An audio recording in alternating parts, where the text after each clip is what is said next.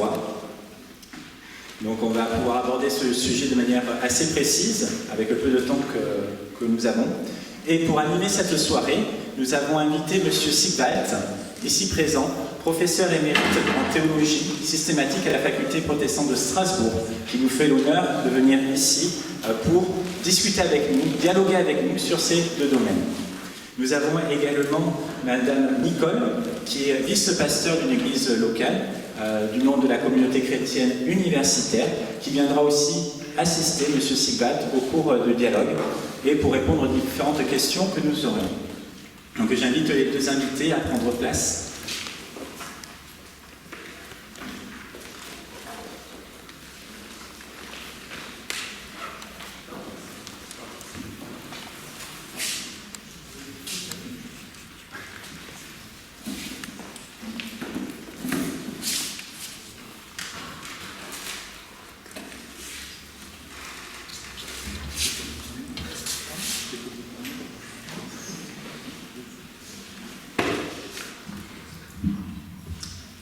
Je suis très heureux d'être là et je me présente. Je viens de Strasbourg et quand j'étais plus jeune, je me suis mis à réfléchir au rapport entre la science et la foi. La raison, c'était que, comme théologien, comme systématicien, Mathieu vient de le dire, je savais que j'avais à rendre compte de la foi chrétienne, de la foi dans le Dieu créateur.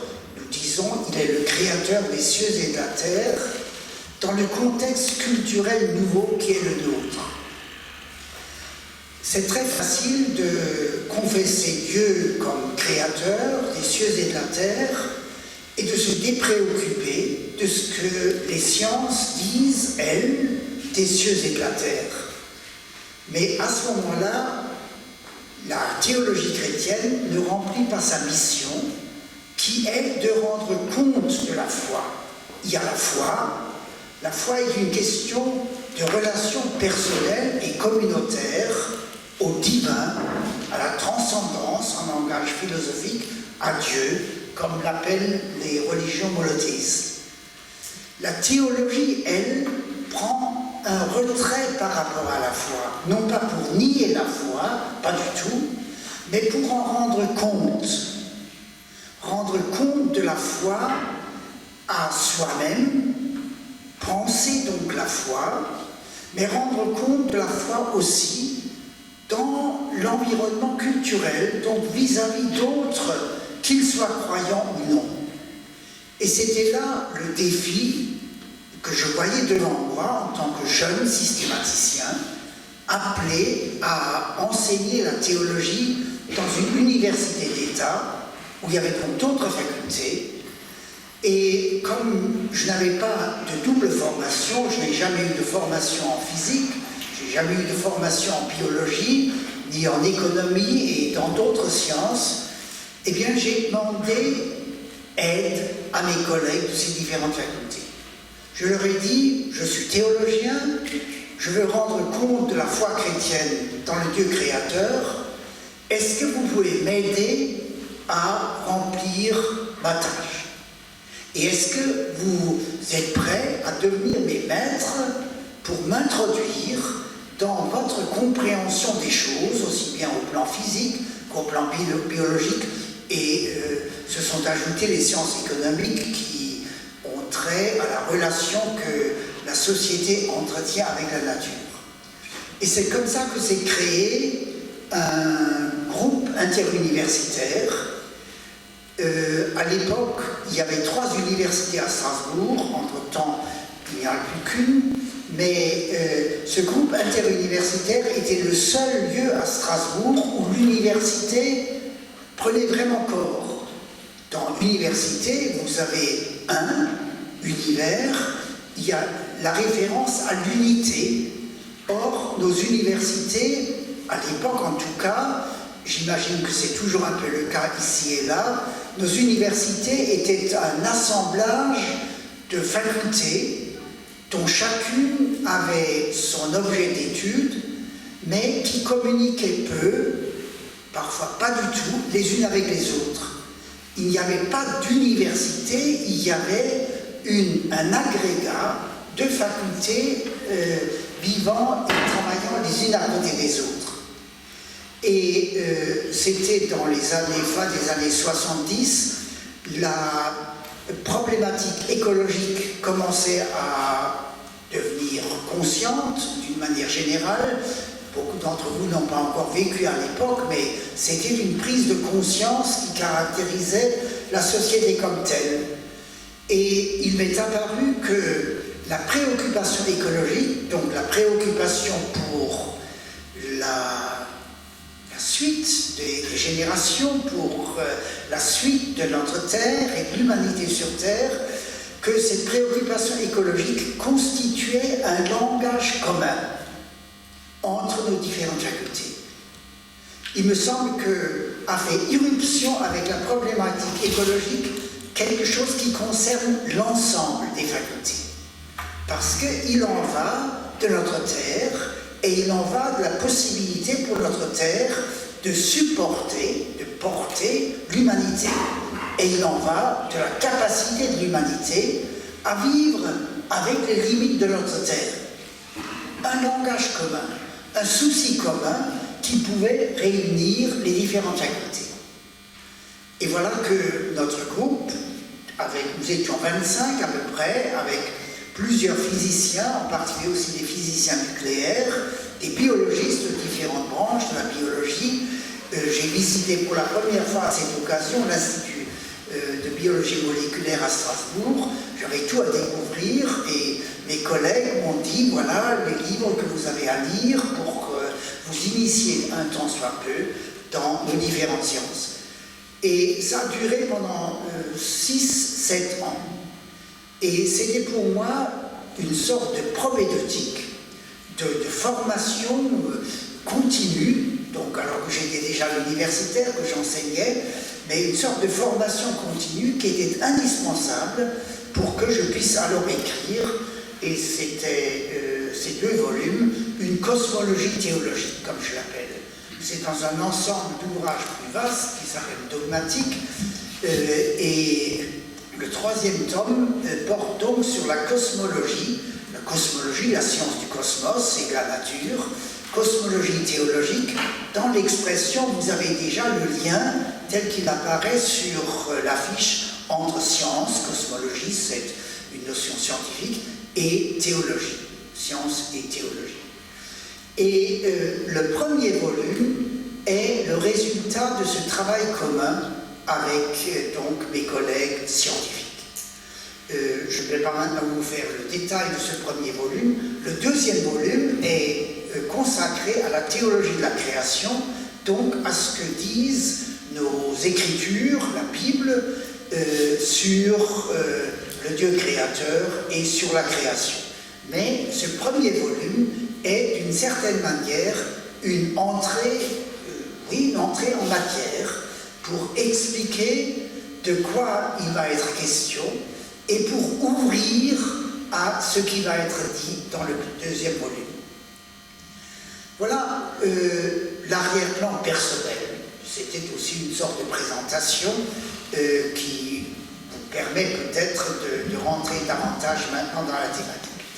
Alors avant que nous n'entrions dans la phase interactive avec Madame Nicole, avec Madame Leplik et avec vous, et n'hésitez pas à intervenir, à poser vos questions, vos objections, et allez-y directement. Il n'y a pas de susceptibilité. Les questions telles qu'elles vous brûlent, il faut que vous puissiez les exprimer. Eh bien, avant ce moment, je voudrais juste circonscrire un peu l'espace dans lequel nous entrons.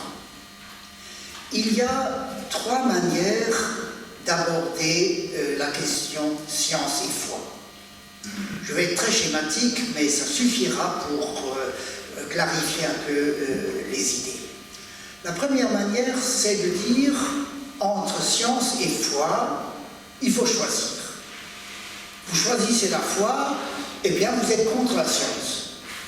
Vous choisissez la science, eh bien vous êtes contre la foi. C'est l'alternative, c'est le ou bien ou bien.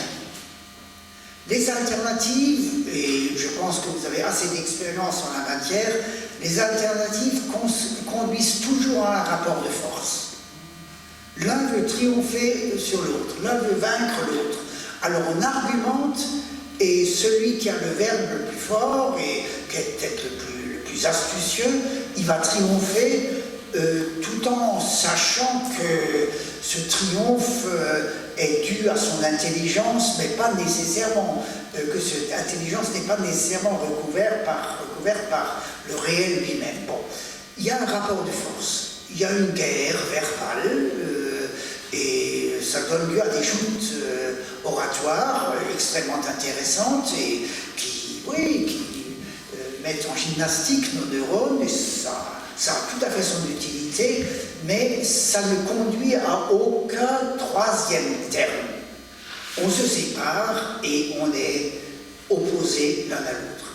C'est la première manière de traiter cette question. Et cette manière, donc, où on voit une alternative entre science et foi, a été dominante pendant très longtemps. Et elle peut encore exister ici et là, par exemple chez les créationnistes américains qui, au nom de la foi, disent, eh bien notre monde, il a maintenant, selon le calendrier juif, 578 ans, je crois, voilà, et qui disent le Big Bang, c'est une hypothèse tout à fait fictive, tirée par les cheveux, parce que les scientifiques ne veulent pas croire en Dieu. Enfin, c'est un peu plus fin que cela, mais ça va dans ces directions. Et les opposants, les scientifiques, évidemment, rendent pareil aux croyants créationnistes, enfin, qui ont cette compréhension un peu rudimentaire des choses. Deuxième manière de voir la relation entre science et foi, c'est le compartimentage. Il y a le compartiment foi et il y a le compartiment science.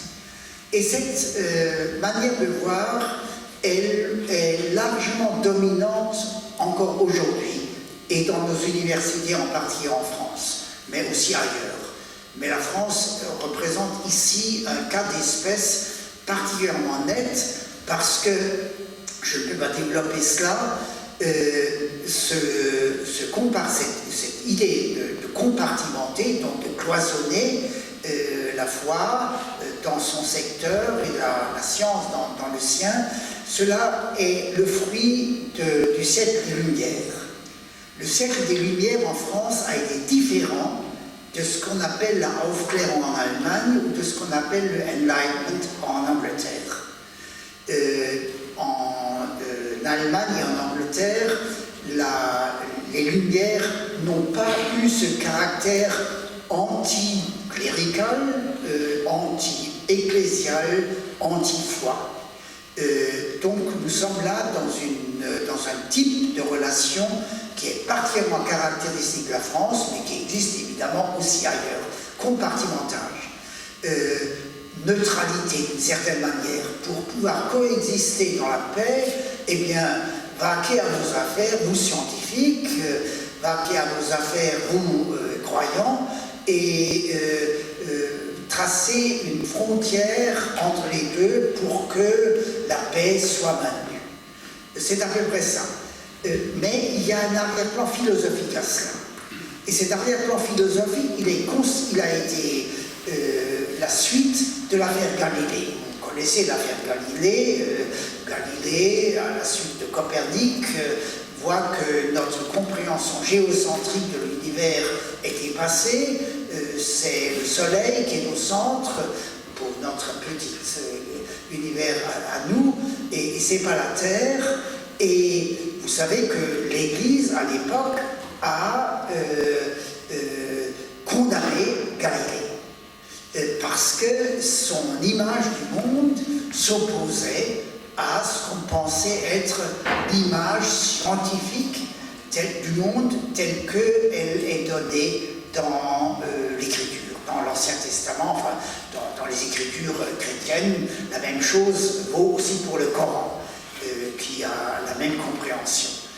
Et à partir donc, du procès qui a été fait à Galilée, l'Église, et c'était le cas aussi bien de l'Église catholique romaine, qui était évidemment à la tête de ce mouvement, mais c'était le cas également des églises protestantes, à quelques exceptions près. Donc des églises historiques qui étaient les seules à exister à l'époque. On voyait une opposition entre l'image du monde telle qu'elle est donnée dans la Bible, et on y reviendra tout à l'heure, et puis l'image du monde scientifique. Et on cherchait la paix. Et la paix, eh bien, elle n'était concevable qu'en compartimentant, en cloisonnant, dressant une cloison entre la science d'un côté, la foi de l'autre. Le philosophe qui a donné sa fondation intellectuelle à cela, c'est Descartes, un philosophe français. Descartes, vous le savez, est un philosophe dualiste, il a une conception du monde dualiste. Il y a d'un côté l'être humain, ce que Descartes appelle l'ego cogito, donc le sujet pensant, l'être de raison, le sujet de raison, et puis il y a la res extensa, il y a le monde qui est une réalité objective, et l'être humain, le sujet de raison, exerce sa raison sur cet objet qu'est le monde, qu'est la nature, qu'est le cosmos. Donc c'est un dualisme entre le sujet humain et la nature réduite à son objectivité. Et vous savez sans doute que Descartes a formulé cela en disant « l'homme est le maître et le possesseur de la nature ». Il est le maître et le possesseur de la nature, il peut donc disposer de la nature à sa guise, parce que la nature est objective, elle est de l'ordre de l'objet. Or, un objet, vous pouvez le manipuler à votre guise, l'objet n'a pas une identité vivante à lui. Donc, les fondements de la modernité telle qu'elle résulte de la découverte, des découvertes scientifiques depuis le fin du XVe, du XVIe siècle jusqu'à aujourd'hui, les fondements philosophiques sont donnés par Descartes, ce dualisme.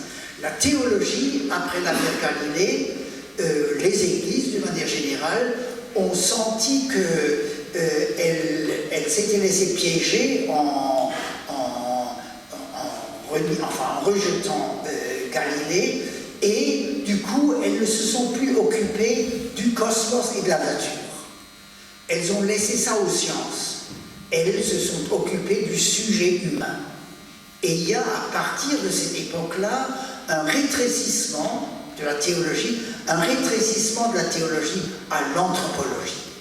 Et la théologie a largement abandonné la cosmologie aux sciences, parce qu'elle sentait qu'elle s'était fourvoyée dans l'affaire Galilée en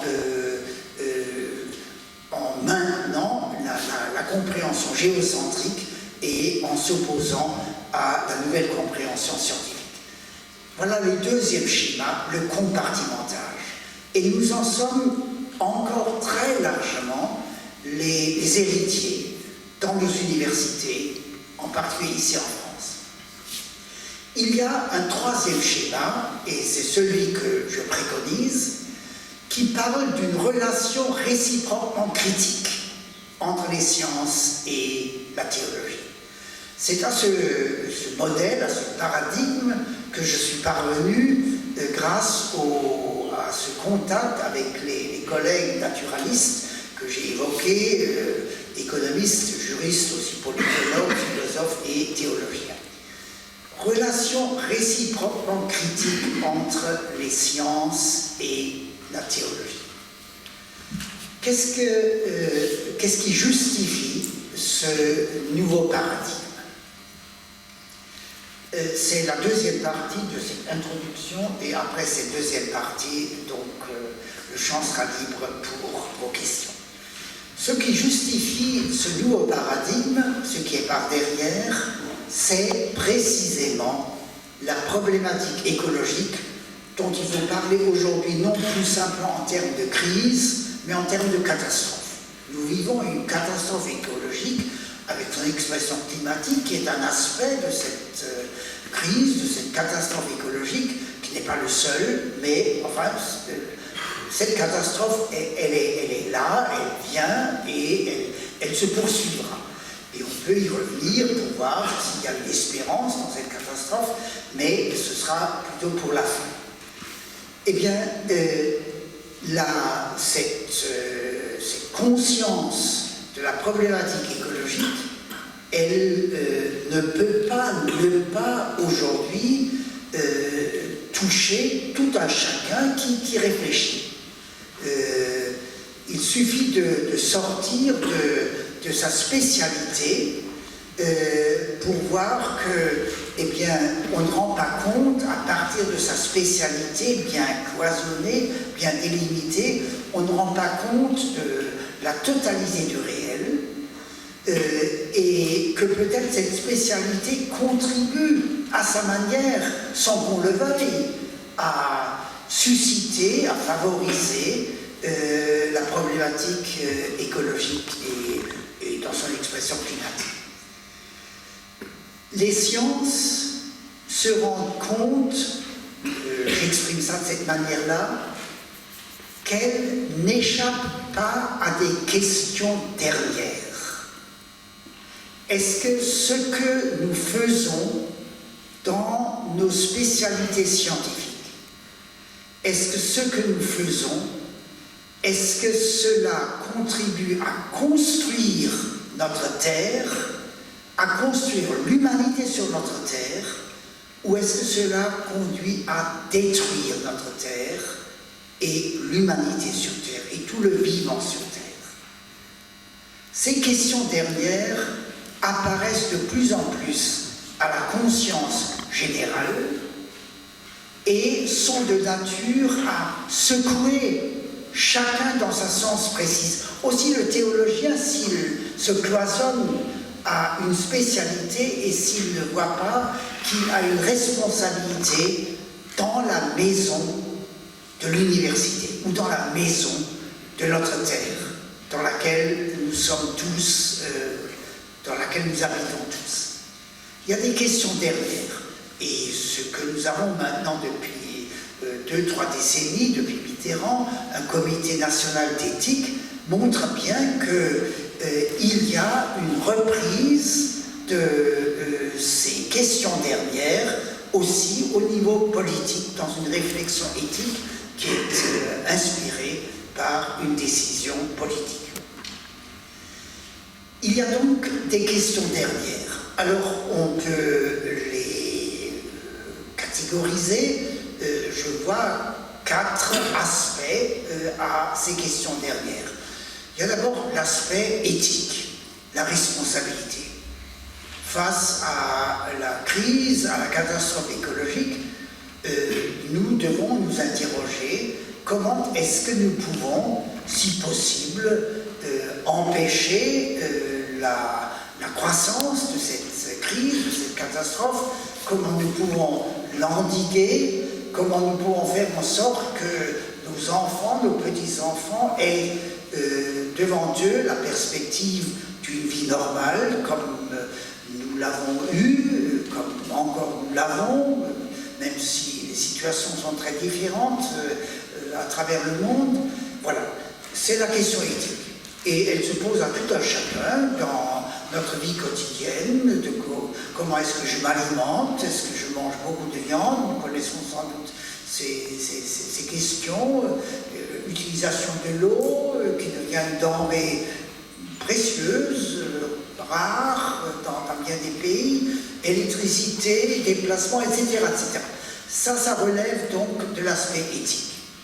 Il y a un deuxième aspect, et je l'ai déjà évoqué sans prononcer le mot, l'aspect épistémologique. L'aspect épistémologique a trait aux principes qui sont à la base de notre approche scientifique du réel. Si vous voulez, l'épistémologie, le mot signifie littéralement la science de la connaissance, L'épistémologie a trait aux lunettes avec lesquelles nous regardons le réel. Nous regardons le réel, toute science regarde le réel à travers des lunettes. Notre regard n'est pas neutre. C'est faux de dire, philosophiquement c'est faux de dire qu'il y a une neutralité scientifique. Il y a des lunettes que chacun porte. Le croyant porte ses lunettes, le scientifique porte les siennes. Et il faut les faire dialoguer. Je parle donc là d'une relation réciproquement critique. Mais le scientifique porte ses lunettes. Et ces lunettes que les scientifiques portent très largement, elles sont marquées par le cartésianisme, par le dualisme de Descartes que j'ai décrit rapidement tout à l'heure. Le sujet humain d'un côté et la nature objective de l'autre. Eh bien, il n'y a rien de neutre là-dedans parce qu'encore une fois, la nature est réduite à son objectivité. Or, dans la catastrophe écologique, la nature montre précisément qu'elle a une identité. La nature est de l'ordre du vivant. Elle n'est pas réductible à une objectivité malléable et corvéable à merci. Elle a une identité. La nature a ses limites, et la nature a surtout ses limites aussi dans la résorption des déchets que nous lui renvoyons. Je reviens de Haïti, c'est terrible de voir ce pays qui, d'une part, est dans le chaos, mais qui est aussi dans le chaos écologique, pour toutes sortes de raisons. Eh bien, ça montre que ce dualisme, il conduit à la catastrophe et c'est le fruit donc c'est le fruit de cette scission entre le sujet humain et la nature qui, elle, est de l'ordre vivant et qui, dans la catastrophe écologique, nous résiste. Elle nous résiste. Elle ne se laisse plus faire. D'une part, elle a des limites dans ses capacités, dans ses richesses, mais elle a des limites aussi au plan de la résorption. Et toute la problématique écologique est ainsi évoquée. C'est donc le deuxième aspect. Après l'aspect éthique, l'aspect épistémologique. Troisième aspect, l'aspect philosophique. Nous rencontrons pas seulement le plan des principes qui sont au fondement des sciences, de l'approche que les sciences ont du réel, chacune à sa manière, mais nous rencontrons véritablement la question philosophique, voire métaphysique, si vous donnez à ce mot métaphysique le sens étymologique. Métaphysique, ce qui vient après la physique, après le réel physique, qui est aussi bien le réel des sciences physiques à proprement parler que les sciences biologiques, les sciences du vivant, de l'autre côté. Eh bien, le questionnement philosophique est le questionnement: qu'est-ce que nous avons le droit de faire pour que notre approche du réel soit une approche constructive? La science pose la question du comment. Comment les choses fonctionnent-elles? Et c'est vrai pour l'approche cosmologique depuis le Big Bang. La science nous montre d'une manière impressionnante comment les choses sont advenues pour arriver à travers une évolution qui a duré des milliards d'années et depuis l'apparition du vivant depuis des millions d'années, qui a conduit au résultat qui est l'autre dans la situation dans laquelle nous nous trouvons. La science répond à la question du comment. La philosophie pose la question du quoi, peut-être du pourquoi et du en vue de quoi. Non pas seulement le comment, mais quel est le réel? Non pas simplement comment le réel advient-il, mais qu'est-ce que le réel? Pourquoi, à la limite, le réel est-il? Est-ce qu'il faut postuler une cause première? Voilà un questionnement philosophique classique. Et en vue de quoi est le réel? Est-ce que le réel a un sens? La question du sens n'est pas ne reçoit pas d'éclairage si on se limite à la question du comment. Voilà donc le questionnement philosophique. Le questionnement philosophique, il a trait, pour le dire un peu savamment, je vais expliquer, il a trait à l'ontologie, il a trait à l'être, au fondement ontologique du réel. Pas seulement à son devenir, mais à ce qui le porte, à ce qui le supporte par en dessous. Qu'est-ce que le réel? En vue de quoi est-il? Et pourquoi est-il? La question du pourquoi, la philosophie y répond en affirmant, en parlant de contingence. Eh bien, il se trouve que le réel est. C'est surprenant qu'il soit, il est, et c'est une cause d'étonnement pour le philosophe que le réel soit. C'est une cause aussi peut-être de surprise, d'étonnement pour vous, que chaque nouveau matin vous soyez à nouveau. Et ça crée une curiosité dans notre être et une ouverture d'esprit. Quel est le sens de tout cela? Voilà donc pour l'aspect philosophique. Et le dernier aspect, c'est l'aspect proprement théologique. L'aspect théologique, que je cite en dernier lieu, parce qu'il vient effectivement dans la démarche que je propose, en dernier lieu, il présuppose les trois aspects précédents.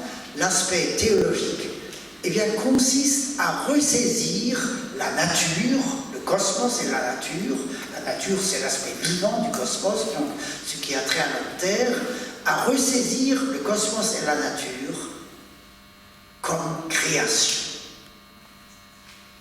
Ressaisir la nature comme création.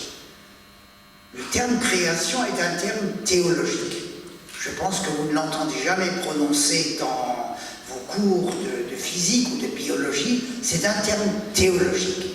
Il est spécifiquement théologique. Et il est lié au terme créateur. On parle de notre univers, de notre cosmos, de notre nature, de notre planète Terre. On en parle comme création parce qu'on la voit à partir du Créateur.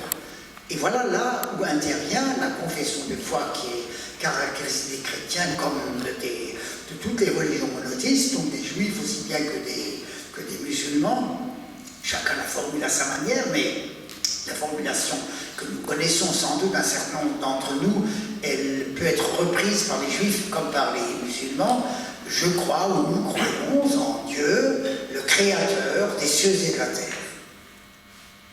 Ressaisir la nature, donc, comme création, en voyant qu'il y a un lien entre notre univers dans sa totalité cosmique et notre Terre dans sa particularité, dans sa singularité, et puis nous, comme êtres humains, qui habitons cette Terre, il y a un lien, une relation à une instance que les philosophes appellent transcendance et que le croyant appelle Dieu.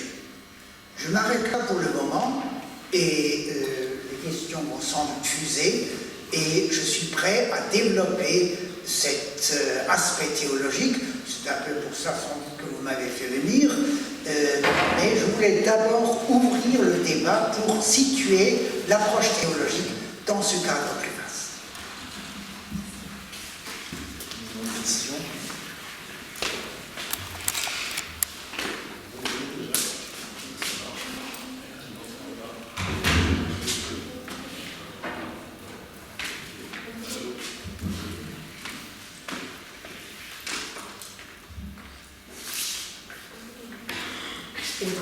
Ça doit être bon là.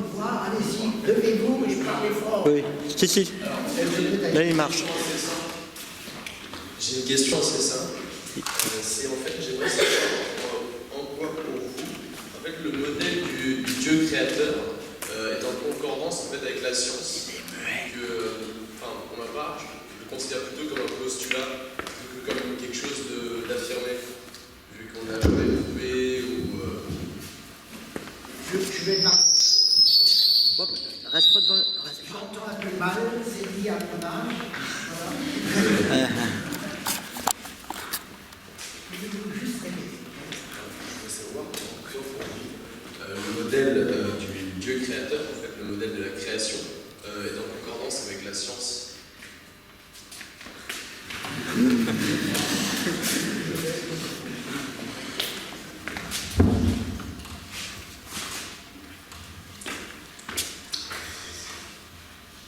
Dans ma réponse, je vais donner l'impression que je reviens au modèle, au paradigme du compartimentage. Il n'en est rien. Mais d'abord, ça va être l'impression que vous avez. L'approche scientifique et l'approche théologique sont deux approches différentes. L'approche scientifique est une approche de raison. Le scientifique met en œuvre sa raison. Et il a raison. Nous sommes doués de raison. Donc, il fait bien et il regarde le réel à partir de sa raison. L'approche théologique regarde le réel, le même réel que le scientifique. Et le scientifique, encore une fois, c'est les scientifiques. Il y a la physique, il y a la biologie, il y a l'économie, etc. et toutes les disciplines intermédiaires. L'approche théologique place ce réel tel que la science le voit dans la lumière de la foi. La foi, c'est la raison en tant qu'elle est déterminée par Dieu. La foi, c'est la raison, mais une raison déterminée par la relation à Dieu. Ce qui fait qu'il s'agit de deux approches différentes. L'approche scientifique ne fait pas intervenir Dieu. Elle travaille sans l'hypothèse Dieu, pour parler avec la place. Il y a des scientifiques qui sont croyants, il y a des scientifiques qui ne le sont pas. Foi ou non-foi n'interviennent pas dans leur approche scientifique du réel. La foi peut intervenir de surcroît pour le scientifique. Mais alors il sort du cadre strict de la science, qui est de l'ordre du savoir, et il entre dans le plan de la philosophie, qui est le plan de la pensée. La science est de l'ordre du savoir, la philosophie de l'ordre de la pensée, et la foi de l'ordre d'une pensée, d'une science et d'une pensée placée dans la lumière de Dieu. Ce qui fait que, puisque la pensée philosophique, d'un côté, la foi théologique, si vous voulez, de l'autre côté, porte sur le même réel que la science, eh bien, on dépasse le schéma du compartimentage.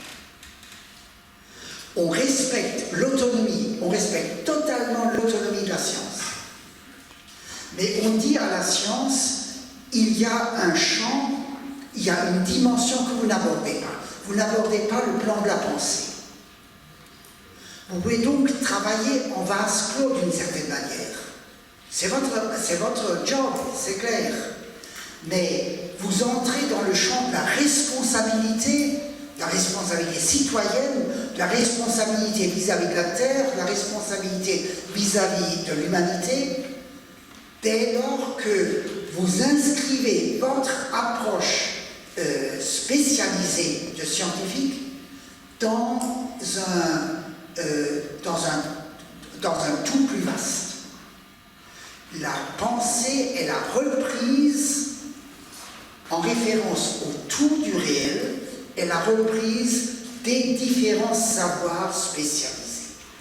Donc on entre là dans le champ de la responsabilité. Et la foi se situe aussi dans le champ de la responsabilité, en reprenant, en faisant sienne d'une certaine manière, pour autant qu'elle le puisse, la pensée philosophique, en la discernant dans la pensée philosophique ce qui lui paraît important, mais en se plaçant toujours dans la lumière, si vous voulez, de Dieu, telle que nos écritures en parlent. n'avons accès à Dieu qu'à travers ces traditions de foi. Ce sont toutes les religions, mais en tant que chrétien, j'évoque évidemment particulièrement ma propre tradition de foi judéo-chrétienne, mais je peux élargir ça au Coran aussi, et je peux aussi, si vous m'interrogez, essayer de dire quelque chose sur les autres religions. Je ne sais pas si je me suis fait comprendre. Ce sont deux approches différentes et néanmoins complémentaires. L'approche théologique, en tout cas telle que j'ai essayé de la présenter, n'est pas responsable si elle parle du Dieu créateur des cieux et de la terre en ignorant ce que les sciences disent du réel. J'ai quand même une dernière question. Oui. C'est par rapport à la complémentarité des deux, si les deux sont complémentaires. Il y a quelque chose qui me paraît un peu bizarre, quand même, enfin plus ou moins, voilà.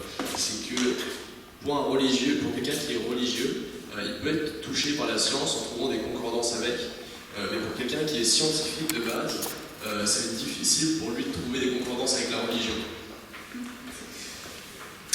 Il y a deux aspects dans votre question. Le premier aspect, et là j'anticipe déjà sur ce que je voulais dire tout à l'heure, mais le moment est venu pour cela. Le premier aspect a trait à l'aspect apparemment, enfin que pour certains, le récit de la création de la Bible, de Genèse 1, l'aspect scientifique de ce récit de la création. Pour certains, ce récit de la création est un récit scientifique. C'est le cas aujourd'hui encore des créationnistes. Vous avez pu entendre parler des créationnistes américains qui y voient un récit scientifique. Ce n'est pas un récit scientifique, c'est un récit religieux. Et dans religieux, vous avez étymologiquement l'idée d'une relation. C'est une relation à Dieu, le Créateur. C'est un texte, si vous voulez, théologique. Il parle de Dieu. Il parle de notre monde comme de la création de Dieu. On développera ça peut-être encore tout à l'heure, mais je me contente de cela maintenant. C'est un texte religieux ou théologique, si vous voulez. Il utilise effectivement, ce texte utilise effectivement un matériau qui est le matériau culturel de l'époque, qu'aujourd'hui nous désignons de pseudo-scientifiques, qui à l'époque correspondait à la science qu'on avait à l'époque. À l'époque, eh bien, le soleil tournait autour de la Terre, c'était leur compréhension des choses. C'est donc un langage qui, aussi pour nous, fait encore sens. Vous dites le soleil se couche, c'est une absurdité scientifique, mais empiriquement, c'est comme ça que nous fonctionnons. Nous disons, pour nous humains, le soleil se couche, le matin, le soleil se lève. Encore une fois, scientifiquement, je ne sais pas si comme scientifique, vous employez ces termes, j'imagine qu'avec vos enfants, vous les emploierez. C'est de l'ordre de l'empirie, de l'expérience courante. Le soleil se lève, le soleil se couche. Eh bien, c'est le langage culturel qui est employé dans le premier récit de la création est de cet ordre-là. Il correspond à la culture de l'époque. Cette culture de l'époque n'est plus la nôtre. C'est le matériau avec lequel ce récit est construit. Nous pouvons garder ce matériau parce qu'empiriquement, il garde sa valeur. Effectivement, le soleil est au-dessus de nous, la lune, le ciel sidéral, les plantes, d'abord le règne minéral, tout ça est présent, le règne végétal, le règne animal, c'est présenté dans cette succession. Ça correspond à la science de l'époque. Le grand danger maintenant, c'est de pratiquer le concordisme, de vouloir absolument faire concorder la culture de l'époque avec la culture d'aujourd'hui. On s'y casse la tête. Enfin, on n'en finit pas. Et ça n'a aucune crédibilité parce que le sens de ce premier récit de la création n'est pas d'être scientifique. Il a un vernis scientifique, mais il n'est pas sa visée n'est pas scientifique, sa visée est spirituelle, religieuse, théologique. appelons ça comme ça. Donc, page de concordisme, c'était le premier niveau de votre question. Le deuxième niveau, je l'ai traité, je peux donc simplement l'évoquer, c'est que l'affirmation théologique qui tient donc à une ressaisie de la nature, du réel cosmique et naturel à la lumière de nos textes, de nos traditions de foi, et donc finalement, parce que ces textes nous conduisent à Dieu, à la lumière de Dieu, c'est une reprise d'un réel qui veut être éclairé par là, qui peut être éclairé par là, et qui est le réel des différentes sciences. Là, il y a une complémentarité réciproque en critique. Je n'ai déjà pas compris la fin, le rapport avec la concordance. Pardon? Parce que je n'ai pas compris la fin. Je n'ai pas compris la fin.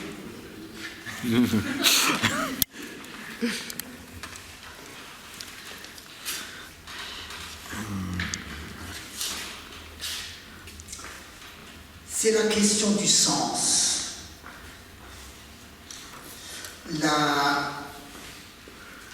L'approche philosophique qui est une reprise réflexive et critique du réel scientifique. L'approche philosophique est une reprise réflexive par la réflexion et critique discernante de ce que les sciences disent. L'approche philosophique, c'est l'approche de la pensée.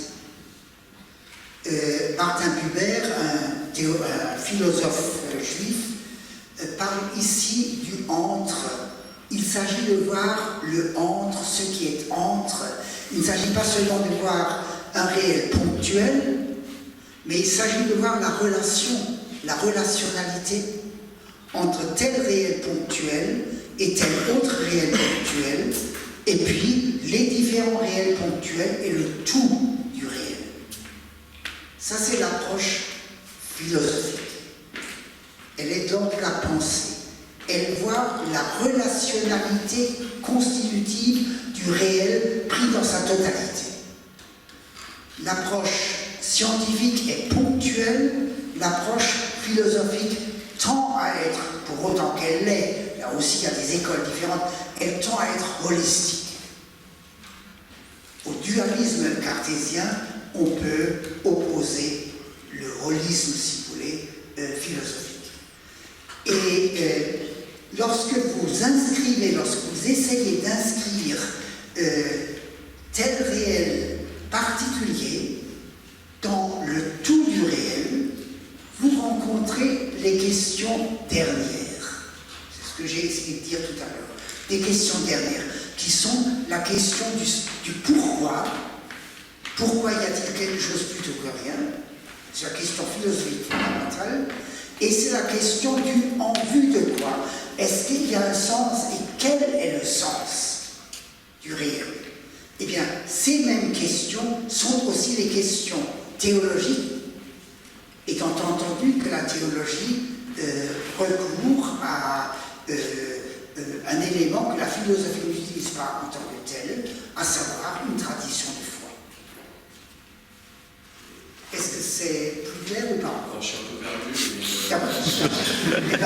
Espérons que la lumière se fera encore, et elle ne se fera pas nécessairement ce soir, mais c'est mijoter ça encore. C'est la question des parties réelles dans la totalité du réel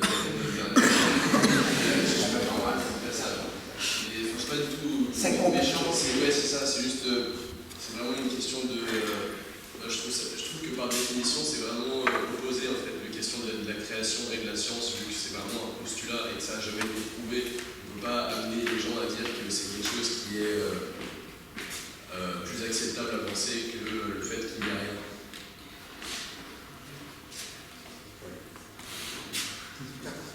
On va en rester là, je crois, parce qu'il y a d'autres questions.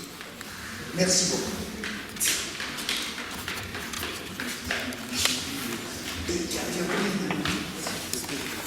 Oui, vous avez un micro. Je n'ai pas besoin de micro.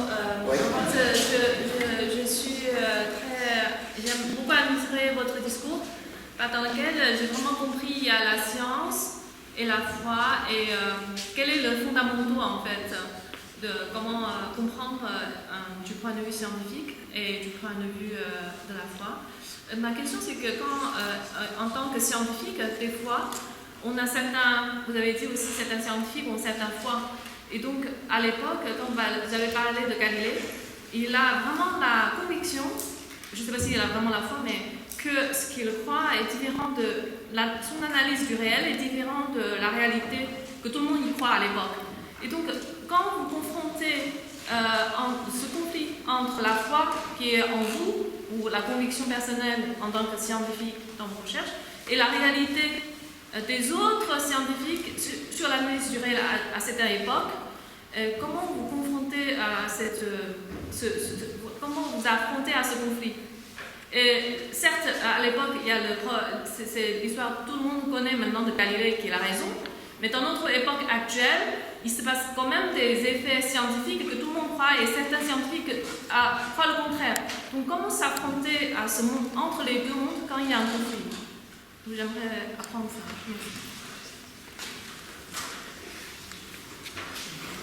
Si je vous ai bien compris, et c'est peut-être aussi là votre préoccupation de tout à l'heure, vous voulez dépasser, et je comprends cette question, vous voulez dépasser, évidemment je pense le dualisme cartésien, mais vous voulez aussi dépasser la dualité, je distingue entre dualisme et dualité. Vous voulez dépasser la dualité ou la polarité, la complémentarité entre science et foi, ou science et théologie. Je comprends cette question et je crois effectivement qu'il nous faut arriver à une nouvelle conception de la science. Je parle du nouveau concept de science que je qualifie de théonome. Alors qu'est-ce que j'entends par là? Ça va être un peu compliqué. Je distingue entre trois termes que je vais définir: autonomie, hétéronomie et théonomie. La science est autonome. Elle a une approche du réel, elle suit ses propres lois, qui sont les lois de la raison. Il n'y a rien à redire à cela. La science devient hétéronome, c'est-à-dire elle s'assujettit à une autre loi que la sienne propre, en tant qu'autonome. Elle devient hétéronome lorsqu'elle absolutise la raison scientifique. Comme si la raison scientifique était suffisante pour rendre compte du réel.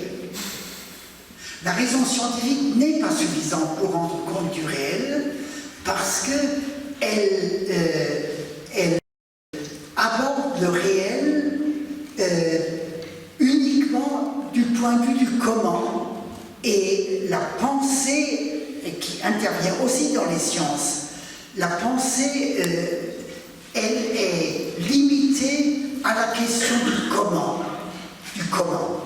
Il y a là une hétéronomie de la science à partir du moment où elle exclut une approche autre encore que celle de la raison scientifique. Or, cette approche autre que celle de la raison scientifique, nous l'avons dans la vie commune empirique de tous les jours. Nous ne vivons pas du matin au soir, quand nous nous alimentons, quand nous nous lavons, quand nous dormons, etc., etc. Nous ne vivons pas comme des scientifiques. Nous vivons pragmatiquement, nous vivons dans l'empirie, c'est le vécu. Nous n'en rendons pas compte scientifiquement, nous en rendons compte par le small talk entre nous, par notre joie, par notre tristesse, etc. Ça c'est l'empirie, c'est le vécu. Et bien ce vécu, il entre d'une certaine manière aussi dans la science. Une approche psychologique, une approche sociologique, une approche ethnologique, etc. Ce n'est pas absent, ça existe aussi. Mais ça dépasse déjà l'approche des sciences dures, en tout cas. Donc, la science devient hétéronome là où elle s'absolutise. Et puis, je parle d'une science théonome. Je crois que nous sommes arrivés aujourd'hui avec l'ébranlement des fondations de notre civilisation. Je dis ça, c'est l'ébranlement du dualisme. Cet ébranlement, c'est vraiment l'ébranlement des fondements qui portent notre civilisation. Eh bien, nous sommes arrivés à un point où, et c'est une évolution que l'on peut constater ici et là déjà, et vous en êtes peut-être aussi à ce point-là, où nous nous tournons à nouveau vers la sagesse des religions.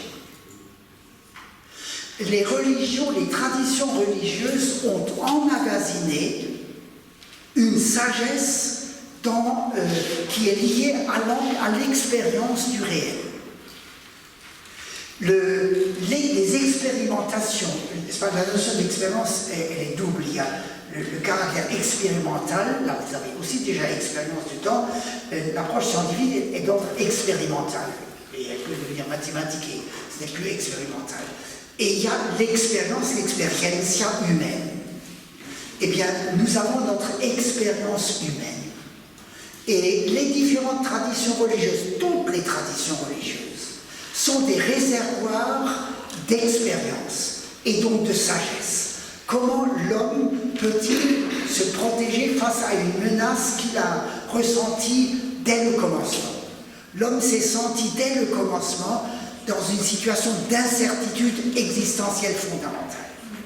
Il y a la mort, il y a la faute, il y a toutes les insécurités qui peuvent caractériser la vie tout au long, depuis l'enfance à travers l'adolescence, la jeunesse, etc., etc. Eh bien, on se tourne aujourd'hui de nouveau vers ces réservoirs, vers ces trésors de sagesse que sont les différentes religions. Précisément à cause de l'irruption de la catastrophe écologique, qui est un rappel pour tout un chacun. Nous sommes des terrestres, nous sommes limités, nous ne pouvons pas faire n'importe quoi si nous ne voulons pas devenir destructeurs et de notre propre humanité et de la terre qui nous porte. Eh bien, c'est ce que j'appelle le nouveau concept de la science théonome, qui fait donc intervenir la sagesse des religions. Et alors, moi, en tant que théologien chrétien, je dois rendre compte de cela en tant que théologien chrétien, dans l'ouverture aux autres religions, bien entendu. Voilà le concept de science théonome. Autonomie, hétéronomie, théologie. Je dis une dernière phrase, parce que ce que vous venez de m'expliquer répond exactement à ma question, oui. Parce que c'est ce que j'ai compris, si j'ai bien compris, c'est que pour que les scientifiques pour la science puisse communiquer avec la foi, il faudrait vraiment que les scientifiques sortent de cet absolutisme de raison et commencent à expérimenter autrement. On se pose la question sur le comment. À travers, ça peut être différentes religions, etc., mais c'est ce que j'ai compris, merci. C'est une bonne question encore, juste, je vais écrire en 2 mots, le comment. Ça ne peut se faire que dans l'interdisciplinarité, mais pas dans l'interdisciplinarité comme slogan, dans l'interdisciplinarité pratiquée. Et il y a là un paradigme qui nous vient du Moyen-Âge, que nous ne pouvons pas transposer tel quel, mais qui est néanmoins, auquel on peut réfléchir. Au Moyen-Âge, il y avait à l'université ce qu'on appelait le studio generale, les études générales. Tout étudiant de quelque faculté que ce soit participait à une formation qui est une sorte de tronc commun. Un tronc commun.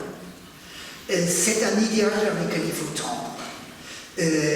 Dans les universités allemandes, jusqu'à il y a 20-30 ans, les scientifiques suivaient un cours en philosophie et suivaient un cours en théologie.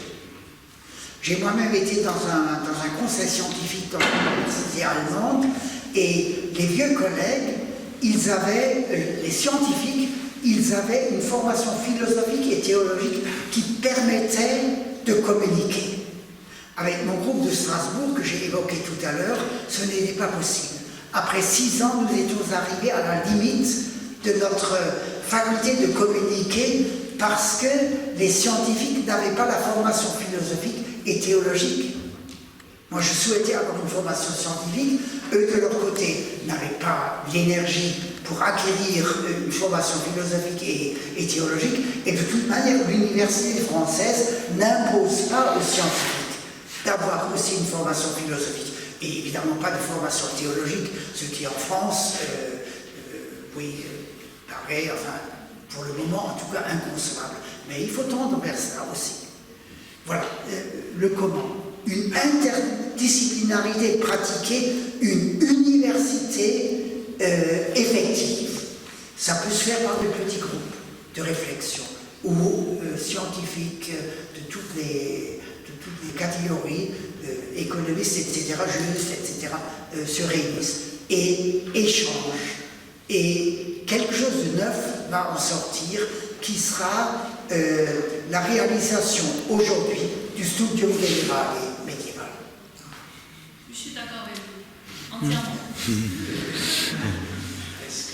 Est-ce que ceux qui ont des questions peuvent lever la main, que je vois un peu... Il faut un modérateur. Ok, donc déjà monsieur, parce qu'il attend depuis tout à l'heure.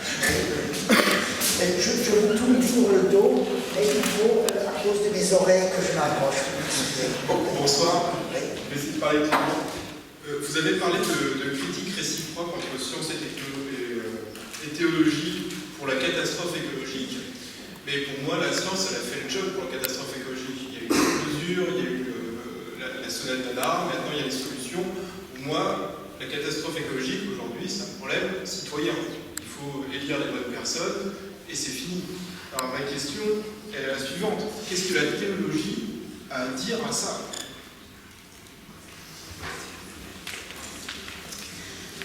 Vous avez raison, c'est une question de responsabilité, c'est une question politique, donc de responsabilité citoyenne.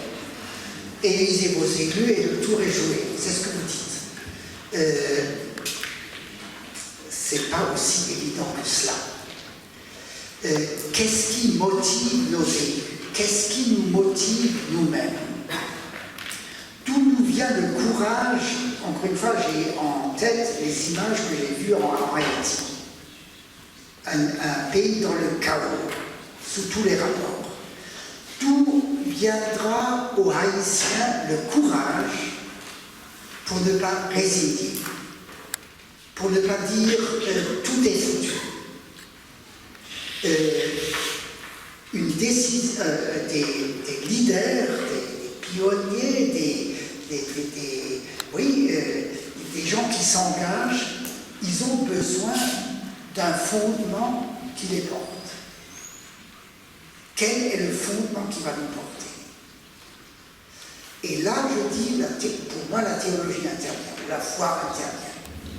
Parce que je n'ai pas en moi les ressources, même si j'étais président de la République, je n'ai pas en moi les ressources pour rester debout face à ce défi colossal qu'est aujourd'hui la catastrophe écologique. Quelle est la source du courage? Voilà. Alors, philosophiquement, on dira, et je vous renvoie à un magnifique livre d'un philosophe et théologien, Paul Tillich, Le courage d'être. Si vous pouvez une fois acheter ce petit livre qui doit coûter 6 €, 9, je n'en sais rien, lisez-le. Alors lui, en tant que philosophe et théologien, il a une analyse philosophique du courage. Il dit le courage est en nous. Le courage est en chacun de nous. Seulement, il faut le vivifier. Il faut le vivifier. Et les secousses, les ébranlements de l'existence que nous vivons peuvent contribuer à nous faire découvrir le fondement porteur du réel. En langage théologique, on dirait le divin, Dieu, le découvrir en nous. Il n'est pas limité à nous, il est plus grand que nous, mais il y a cette dimension. Et c'est peut-être l'occasion pour dire que nous avons aujourd'hui un athéisme tout à fait nouveau. Et je suis heureux de dire ici en France, nous avons par exemple André Comte-Sponville. André Comte-Sponville, Luc Ferry à sa manière, André Comte-Sponville se dit athée. Il aggrave son cas en disant « je suis matérialiste ». Mais, et c'est ça la nouveauté, à ma connaissance, ça n'a jamais existé dans l'histoire, il se dit mystique et il parle de transcendance. Un athée qui parle de transcendance. Donc il a conscience de la dimension de profondeur du réel, la dimension ontologique, la dimension fondamentale, la dimension qui porte le réel. Il a conscience de cela. Et c'est la réponse, enfin, c'est la tentative de répondre à votre question, quel est l'apport de l'ontologie et quel est l'apport de la théologie. Je ne sais pas si j'ai éclairé votre question. Alors si j'ai compris la réponse, donc si j'ai compris la réponse, c'est de dire trouver le courage en vous qui est un signe du divin, c'est ça? Qui quoi? Non, j'ai vraiment pas compris du coup c'est quoi la réponse, c'est de dire vous devez trouver le divin en vous pour avoir le courage. Moi j'ai pas besoin du divin pour trouver le courage en vous, je comprends pas. D'accord. Trouvez-le autrement, parce que c'est pas... C'est faible, non, comme réponse de dire face à la catastrophe écologique, trouver le courage. Non, on pourrait faire mieux.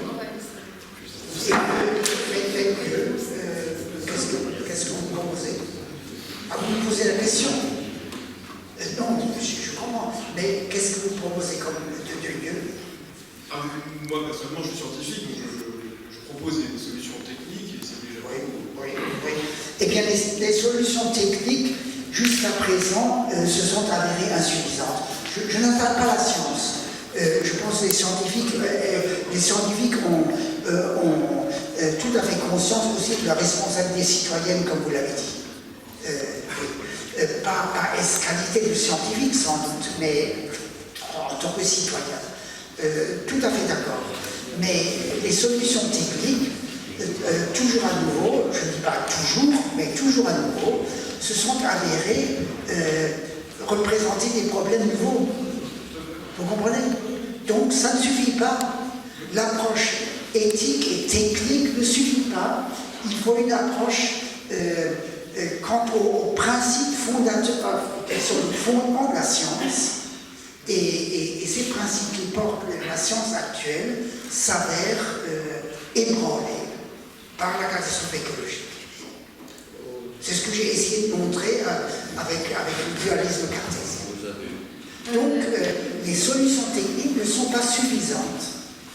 Elles ont leur raison d'être, elles sont ambivalentes. Elles peuvent s'avérer quelquefois constructives et à la longue apparaître comme destructrices aussi. Je prends le micro, excusez-moi, j'interviens. Je répondis aussi par rapport à ce que vous venez de dire. En quoi est-ce que la science a vraiment besoin d'interroger la théologie, et notamment par rapport à la crise écologique? Alors, ça, la science fournit des réponses techniques, vous venez de dire, mais en fait, ça serait bien de comprendre pourquoi on est arrivé jusque-là.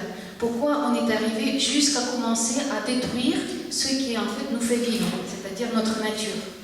Et donc, professeur Sigwald, dans son ouvrage Défi scientifique, il dit en fait, si on constate toutes les crises, dont la catastrophe écologique, on comprend qu'il y a des raisons beaucoup plus profondes en amont qui nous amènent là. C'est-à-dire, c'est des crises de notre civilisation occidentale qui sont, donc à partir de Descartes, viennent de l'homme, le sujet pensant, et viennent de la nature, qui est l'objet de cette pensée de l'homme.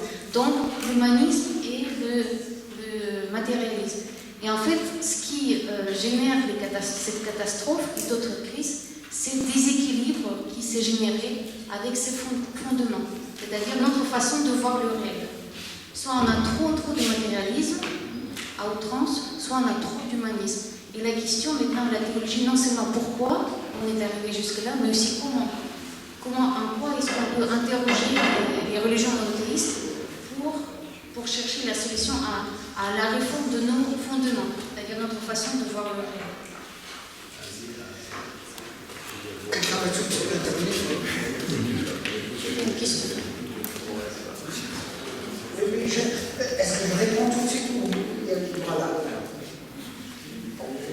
C'est dans le même sens. Je vais essayer de tous vous faire parler, mais on entend le Mais dans le même sens, et on va servir des questions, ce qui va dans le même sens que la question posée par Mme Nicole. Bonjour, alors je suis étudiant en biologie et je m'interroge sur comment est-ce qu'on a une diversité actuelle possible. Et je vais vous prendre un exemple, le flagelle bactérien, qui a à peu près 20 protéines. Je suis un étudiant en biologie. Je prends un exemple, le flagelle bactérien, il y a une trentaine de 20-30 protéines qui contrôlent ce flagelle-là. Et si vous voulez que ça marche, il faut que les différents supports soient mis dans un ordre précis. Et tout ça est régulé par des protéines. Et donc ma question est, par rapport à la théorie de l'évolution, est-ce qu'on ne peut pas avoir une approche critique, et si on la remet en cause, par quoi on la remplace? Je suis incompétent. Alors j'ai une autre question.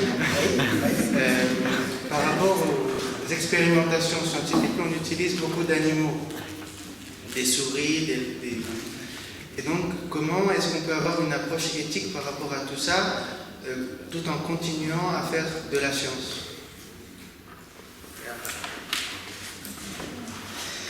Je vais faire droit à la question de Mme Nicole aussi. C'est la question de la vivisection. C'est une question éthique importante et elle est en débat. Elle est en débat et il y a aussi parmi les scientifiques certains qui disent qu'il faut limiter au mieux l'utilisation, l'instrumentalisation de la vie animale. C'est peut-être un débat, il faudrait lui consacrer beaucoup de temps, je ne peux pas lui faire croire. Mais je ne voudrais pas, maintenant que la question de Mme Nicole soit oubliée, d'abord elle a mentionné ce livre, Le défi scientifique, sous-titre L'ébranlement de la civilisation moderne, l'université et la théologie et la sauvegarde de la création. Ce sont des conférences et des articles qui ont accompagné l'élaboration de la cosmologie théologique, mais qui sont grand public. Ce livre est à votre disposition à prix d'auteur, au lieu de 34 pour 22 €. Et là, il y a un livre où on m'a interviewé, deux journalistes m'ont interviewé, et c'est donc un livre relativement facile à lire. Dieu est plus grand que Dieu. Dieu est plus grand que toutes nos représentations. Ceci étant fait, parce que vous avez mentionné le livre, votre question m'amène à, ce sera très rapide, à distinguer entre ce qui me semble caractériser la science et ce qui me semble être l'objet de la philosophie et de la théologie. La science dit juste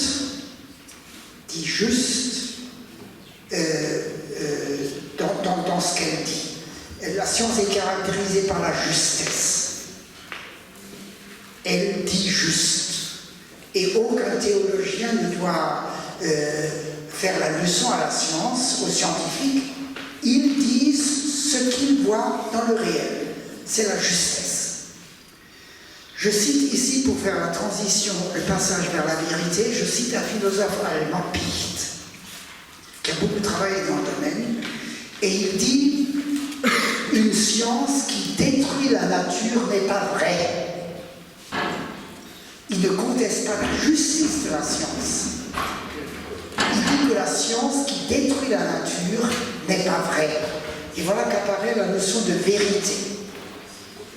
Eh bien, la vérité n'apparaît pas, la science, si vous voulez, elle est juste et vraie dans son domaine, mais elle ne peut pas prétendre à la vérité dès lors qu'on dépasse le domaine particulier. La vérité est d'ordre holistique. Elle concerne le tout des choses, sans oublier aussi les parties qui constituent les choses. La vérité est une notion philosophique et théologique. Et la différence entre la notion philosophique et la notion théologique, puisque là, l'entendu, je ne sais plus qui m'a posé la question tout à l'heure, la différence c'est que la vérité pour la philosophie est d'ordre intellectuel, et c'est tout à fait légitime. Et la vérité théologique n'est pas simplement d'ordre intellectuel. Elle est de l'ordre de la foi. Elle est de l'ordre relationnel. Dans le Nouveau Testament, Jésus dit « Je suis la vérité ». C'est donc une question de relationnalité personnelle à un divin qui certes dépasse le cadre personnel, le créateur du cosmos, la nature, mais qui est aussi personnel. Voilà, c'est trop court, mais voilà quelques remarques à la suite de votre question. Je ne sais pas si j'ai éclairé votre question. Voilà. Mais maintenant, il y a beaucoup de mains. Oui, parlez assez fort. Comment définissez-vous la transcendance? La transcendance, qu'est-ce que c'est?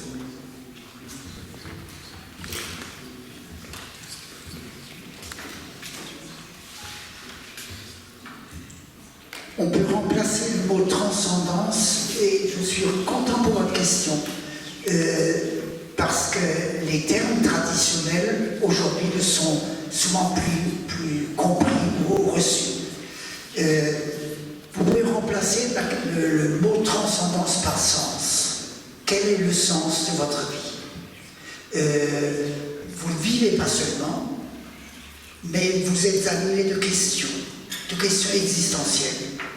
La question de la mort, la question de l'amour, la question de la faute, la question de l'échec, etc., etc.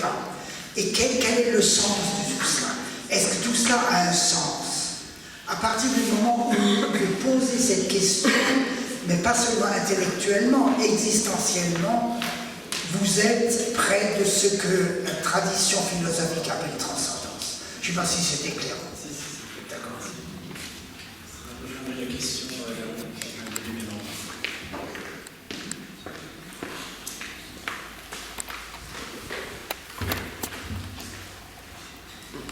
Bonjour. En fait, j'ai plusieurs petites questions. La première, elle est un peu... Elle ne fait aucun rapport avec ce qui vient d'être dit. C'est juste pour revenir sur qu'est-ce que la foi. Ce serait ma première question. Ensuite, je vais vouloir m'éloigner un peu. Vous parliez tout à l'heure du fait qu'il y avait des sciences appliquées qui s'intéressent au comment, à la technique, on pourrait dire. Mais on peut faire user de la science comme à bonne ou comme à mauvaise escient. Un peu plus fort, s'il vous plaît. Plus fort? Je vais avoir mon petit... Pas de souci, pas de souci.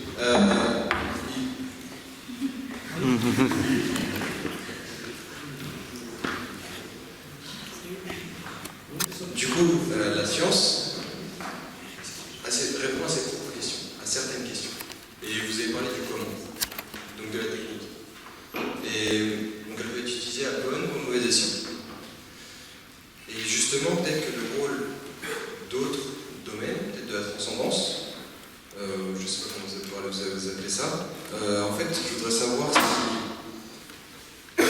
le rôle de la philosophie, la théologie ont des rôles différents. Se posent d'autres questions. Et je voudrais d'abord savoir s'il y a des différences entre la philosophie et la théologie, et s'il y en a sur quel plan, et aussi où placer la méditation et l'éthique.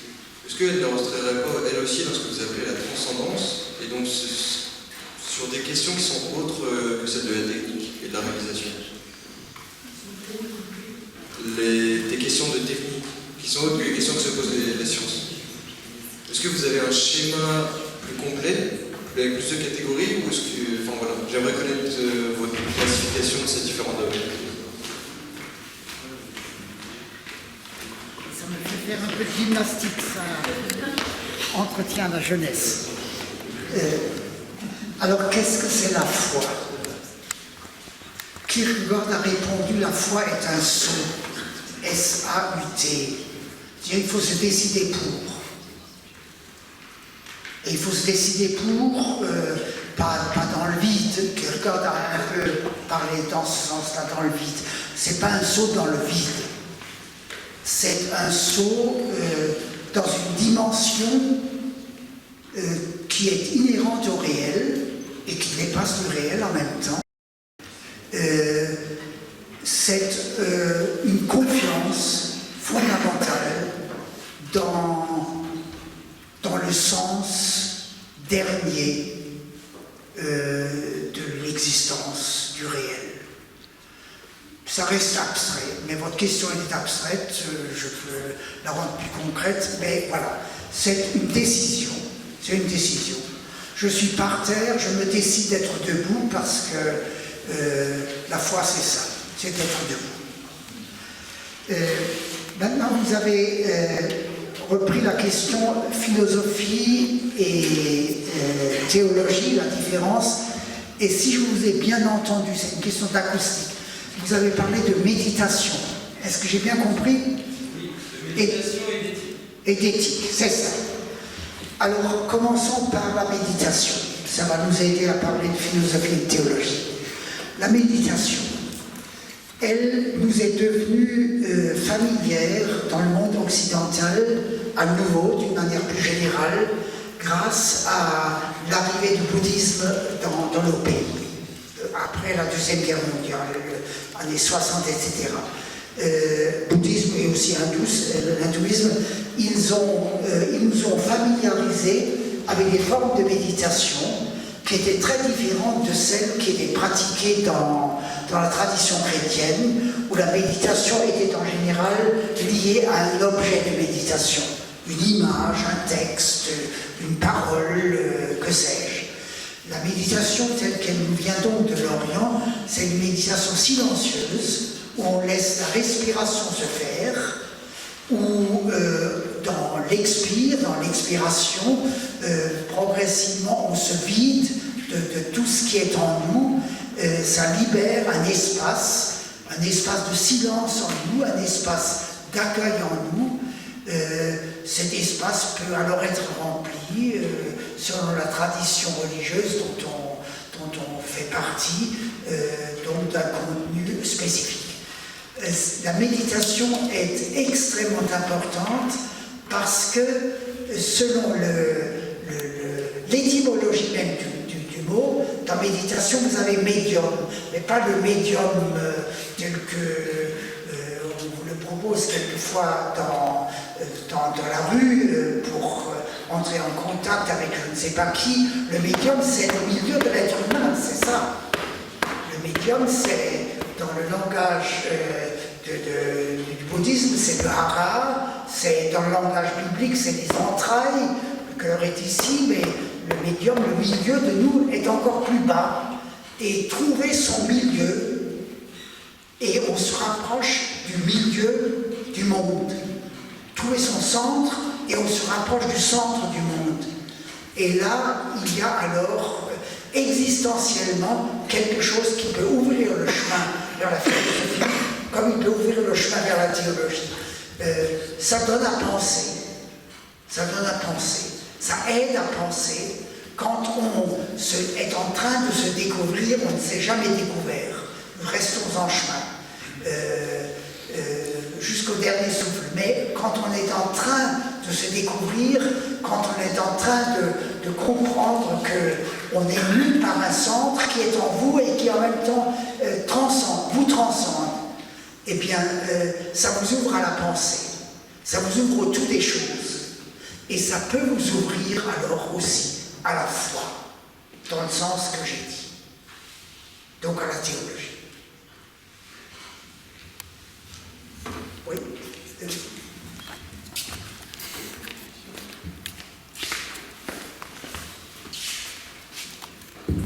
Oui, monsieur, je vous remercie de toutes les réponses que vous avez données. Malheureusement, je suis un peu sourd, je n'ai pas tout entendu.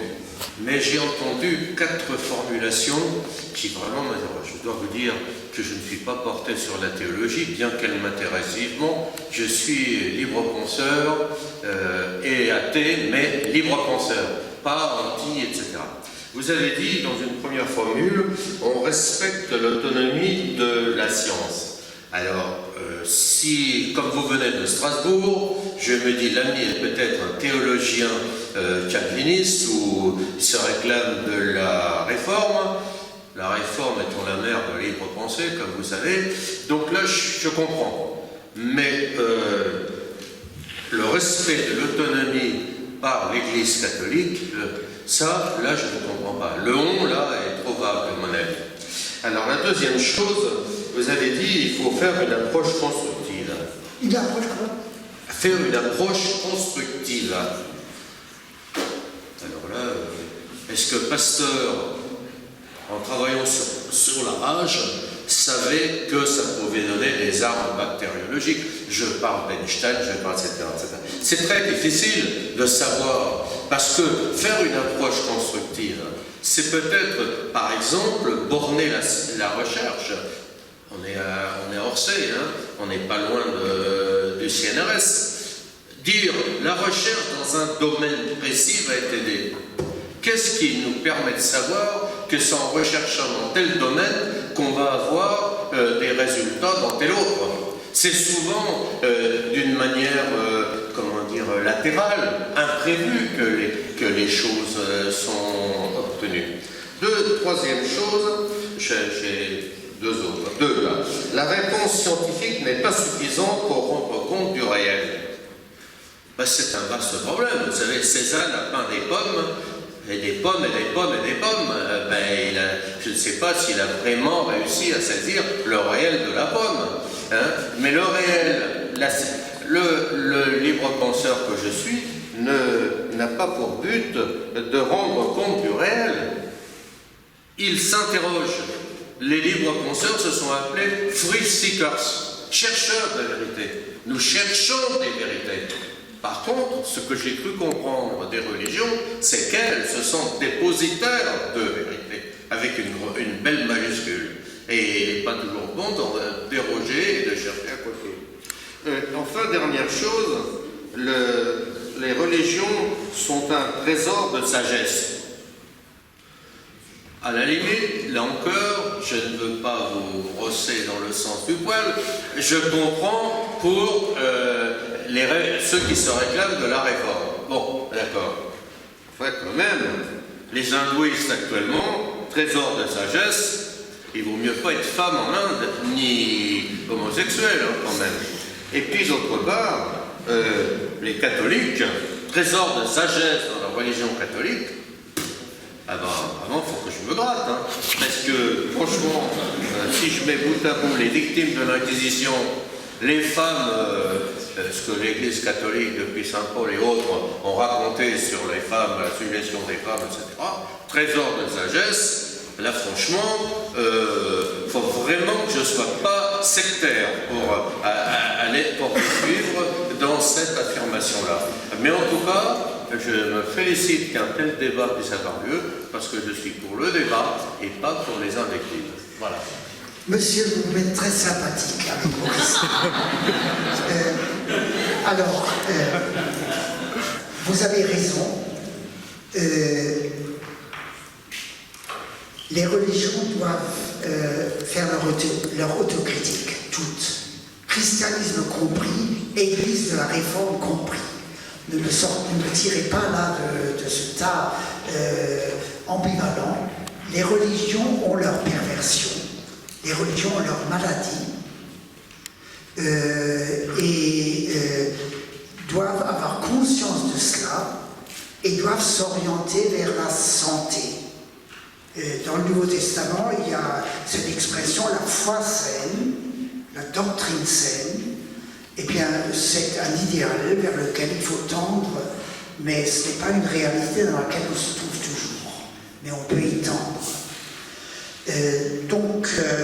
Je ne vais pas maintenant balayer, moi, qui suis protestante, devant la porte de l'Église catholique. Nous avons assez à balayer, nous, protestants, devant notre propre porte, et les catholiques balayeront devant la leur, et on peut aussi le faire ensemble. Et ce n'est pas le lieu ici de le faire. Pardon ? Vous savez brûler moins de monde. Bon, alors, les religions dépositaires de la vérité. J'accepte cette mise en garde, vous avez raison. En tant que croyants, nous sommes des chercheurs, nous aussi, pas seulement vous, libres penseurs. Vous n'avez pas le monopole de la quête. Ça a déjà été dit, ça. Oui, c'est ça, c'est ça. Nous sommes tous en chemin. La foi n'est pas un portefeuille, n'est pas quelque chose que je possède. Ce n'est pas quelque chose que je possède. ce n'est pas de l'ordre de l'avoir. C'est de l'ordre du fait d'être saisi et de tendre vers, de quêter. C'est de l'ordre de la quête. Et tout un chacun qui dit « j'ai la vérité », il est idolâtre. Vous comprenez ça? C'est clair. Il est idolâtre. C'est-à-dire qu'il remplace Dieu par sa représentation de Dieu. Et ça, c'est une idolâtrie mentale. Alors, vous avez encore posé d'autres questions, mais peut-être que ces réponses suffisent. Non, mais D'accord. Non, celle-ci, sur la question de, comment dire, faire une approche constructive. Faire une approche constructive. Ça, c'est non, c'est exact. Vous avez tout à fait raison. Le scientifique doit travailler d'une manière libre. C'est dans la reprise réflexive et critique que l'on doit discerner si cette découverte scientifique est bonne ou moins bonne, et quelles sont, si elle est ambivalente, et qu'est-ce qui doit primer, et contre quoi il faut être en garde. C'est clair, c'est dans la reprise. C'est pas le scientifique lui-même qui peut en décider. C'est politique aussi. C'est politique, si vous voulez, c'est politique. Levez la main, ceux qui ont des questions. Ok. Je vais prendre encore une ou deux questions, parce que l'heure avance. Et le voisin aussi, plusieurs fois. Donc vous aurez, je veillerai à ce que vous ayez là. Moi, en fait, je suis et je suis aussi scientifique puisque je fais des études de sciences. Et personnellement, plus j'avance dans mes études scientifiques, plus ma foi se renforce. Mais en fait, j'ai une question. Je suis d'accord avec vous que le concordisme à outrance, c'est mauvais de vouloir faire absolument concorder science et théologie. Mais par exemple, en tant que croyant, il arrive parfois qu'on doute de nos croyances.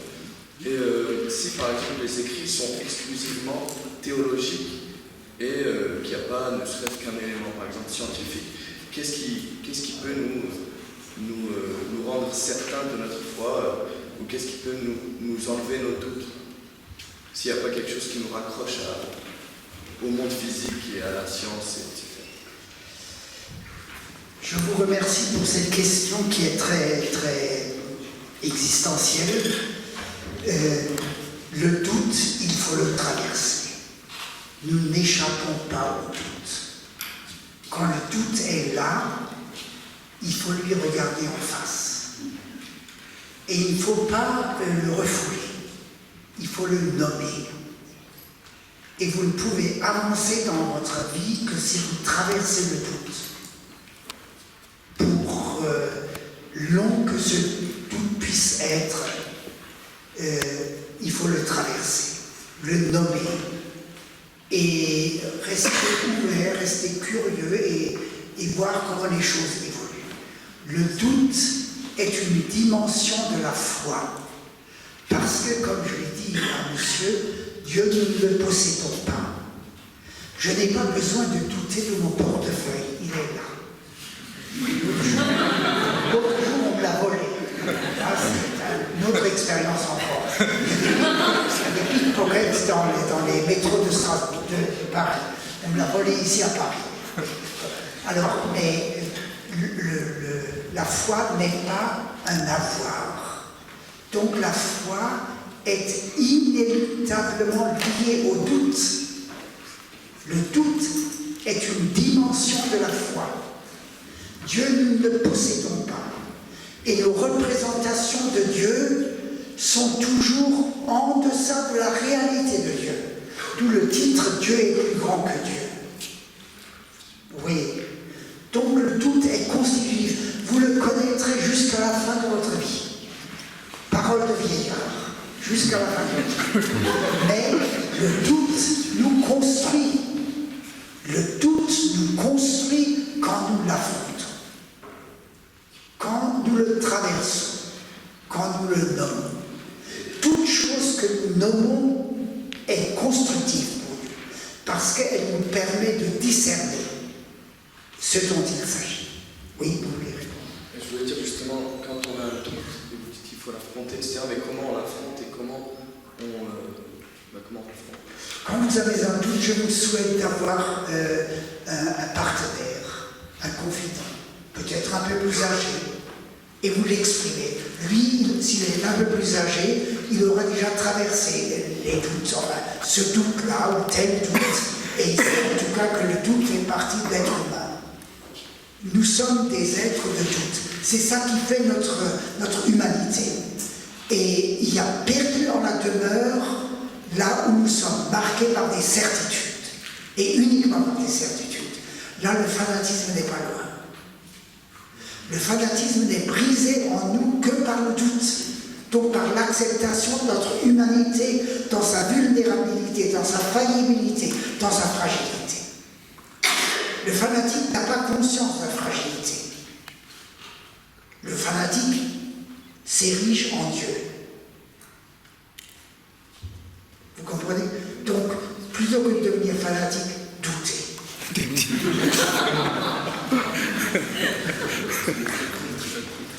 Voilà, ma question, en fait, c'est par rapport à votre exposé. Vous avez un peu rapidement, vous avez rappelé rapidement que, à travers l'histoire, il y a un certain divorce entre la science et la religion, ou bien, on va dire, les scientifiques aussi, même les religieux, et que, quelque part aussi, même jusqu'à notre époque, il y a ce divorce-là, et par rapport surtout à l'Église, qui se vide d'une année à l'autre, est-ce que, après, on s'est ramené au problème de l'écologie, dans votre analyse, on se ramène au problème de l'écologie et de l'environnement, et qui touche un peu tout le monde, qui est la problématique du jour. Vous ne risquez pas de présenter des choses comme ça, qu'on vous accuse d'opportunisme, de fait qu'il y a un problème de taille, que voilà, la religion ou bien la foi vient résoudre ce problème. Et vous avez un peu occulté la problématique du mariage qui est à l'origine de ce problème, qui est le mariage entre la science, la technologie et le capitalisme, qui est aux sources de ce problème, et qu'on peut se dire, comme ça, de façon un peu, on va dire, facile, que c'est vraiment un vrai problème politique, plus qu'autre chose. Merci pour cette question. Il y a plusieurs aspects dans cette question, et elle est importante. Je réponds ce soir aux questions, donc tout ne sera pas dit et je ne balaye pas la totalité du réel. Mais vous avez raison, la modernité est caractérisée, en plus de cette approche épistémologique que j'ai essayé de donner en me référant à Descartes, par une conception de l'économie qui est régie par le capitalisme, par la rentabilité. J'en parle dans le livre, je ne l'ai pas évoqué ici. Elle est tout à fait dans la ligne logique du dualisme. Le capitalisme exploite la terre et il exploite l'être humain au service de quelques-uns, au service d'une idole qui s'appelle l'argent et qui renie la solidarité fondamentale qui lie l'être humain à la terre d'un côté et qui lie l'être humain aux autres êtres humains. Ceci pour cet aspect-là, il n'est pas occulté, je ne l'avais pas donné, mais il est tout à fait présent. Et voyez simplement la logique entre le dualisme cartésien épistémologique tel que je l'ai montré tout à l'heure à propos de l'approche scientifique, et puis le capitalisme libéral aujourd'hui tel qu'il caractérise notre système économique qui est dominateur, qui est placé au-dessus aussi de la décision politique. Il a trouvé son autonomie d'une certaine manière par rapport au niveau de la décision politique. Ça, c'est un aspect. L'autre aspect, est-ce que on n'est pas opportuniste, oui, on saisit la chance providentielle pour les religions, enfin que cette catastrophe écologique, au moins on a maintenant de nouveau une porte d'entrée pour faire valoir la foi. C'est un peu ce que vous voulez dire. C'est ça, oui, d'accord. Mais, alors, pardon ? Le risque Oui, non, mais j'accepte cette question et je suis reconnaissant que vous la posiez, parce qu'elle me donne l'occasion aussi, et je regarde la montre, nous avons encore une demi-heure ? 15 minutes. D'accord. Ça me donne l'occasion de développer quelque chose que je n'ai pas développé, mais que je m'étais promis de ne pas omettre et que vous ne sortiriez pas de cette salle sans que j'aie pu le dire. Donc je vais le dire maintenant. La différence entre la philosophie et la théologie, voilà un exemple pour le montrer. La philosophie pose la question de la cause première. Dans la question création, qui est la cause première, la causa prima du réel, du monde, et puis elle pose aussi la question de la finalité. Saint Thomas d'Aquin, Dieu causa prima et Dieu causa finalis. Donc il y a un sens qui est ainsi indiqué. C'est le questionnement de la philosophie.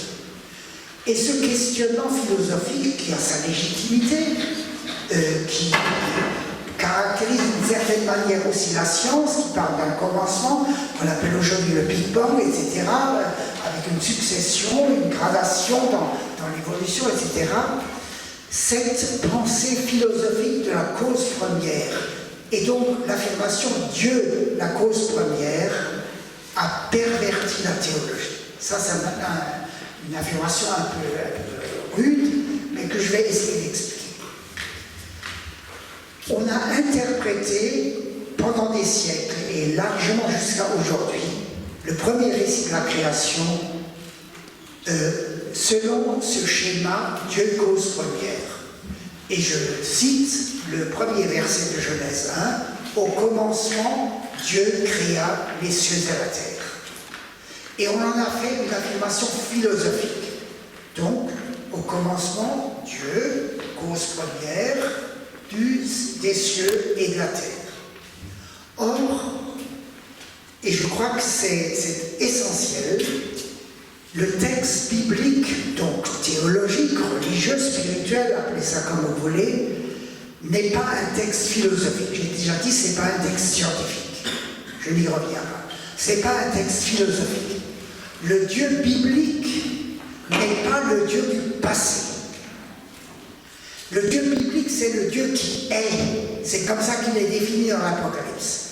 Dieu est, était et vient. Le Dieu biblique, c'est le Dieu vivant, aujourd'hui. Pour la Bible, la création, c'est pas la création qui a été faite une fois, c'est la création aujourd'hui. En hébreu, ceux d'entre vous qui savent l'hébreu, le parfait peut être traduit par un passé et il peut être un parfait prophétique. Vous avez le droit, d'après la grammaire hébraïque, de traduire Genèse 1.1, au commencement Dieu créa les cieux et la terre, comme vous avez le droit de traduire au commencement Dieu créera. Grammaticalement, c'est possible.